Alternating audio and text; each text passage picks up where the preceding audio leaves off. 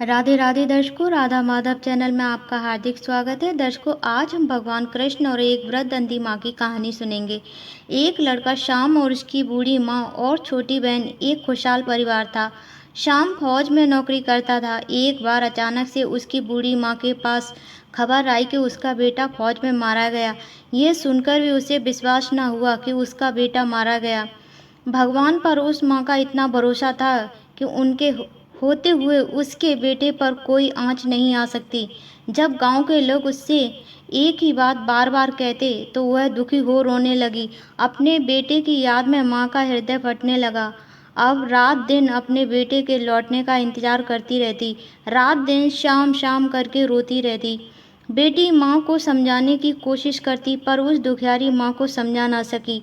वह बूढ़ी माँ भगवान के सामने बैठकर एक ही बात कहती कि मेरा तो एक ही सहारा है, मेरा बेटा श्याम। उसके बिना कौन मेरी बेटी की शादी करेगा और कौन मुझ बुढ़िया को सहारा देगा।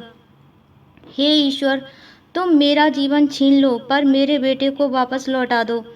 इसी तरह रोते रोते और अपने बेटे को याद करते करते उसे बहुत समय बीत गया और उसकी याद में रोती रोती वह अंधी हो गई।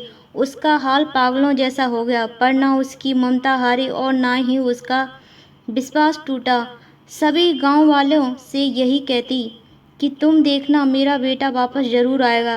दर्शकों, एक दिन ऐसा आया जब माँ की ममता और उसके विश्वास के आगे भगवान का भी हृदय पिघल गया।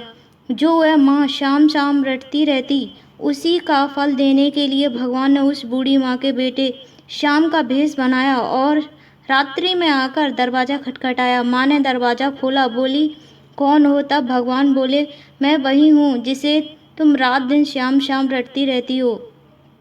माँ अंधी थी पर ऐसा सुनते ही माँ ने तुरंत अपने बेटे को अपने गले से लगा लिया।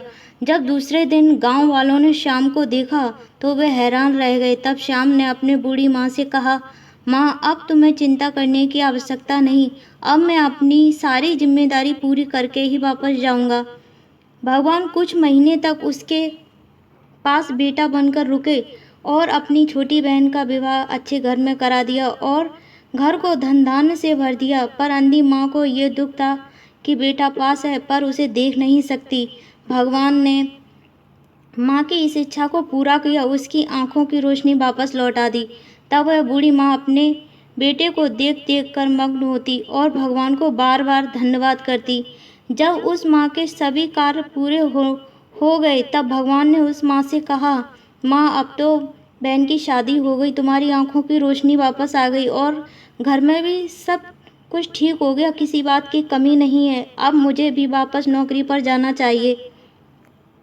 माँ ने कहा, ठीक है, चले जाना। भगवान जिस दिन वहाँ से गए उसी दिन फौज का एक अधिकारी श्याम के कपड़े और उसका सामान लेकर उसकी माँ के पास आया। माँ जी, ये आपके मरे हुए बेटे का सामान है और ये मृत प्रमाण पत्र है श्याम का। ये सुन बूढ़ी माँ के पैरों के नीचे से जमीन निकल गई। वह उसी क्षण समझ गई कि मेरे भगवान ने मेरे विश्वास को और ममता का मान रखने के लिए मेरा बेटा बनकर सारे अधूरे कार्य पूरे कर दिए।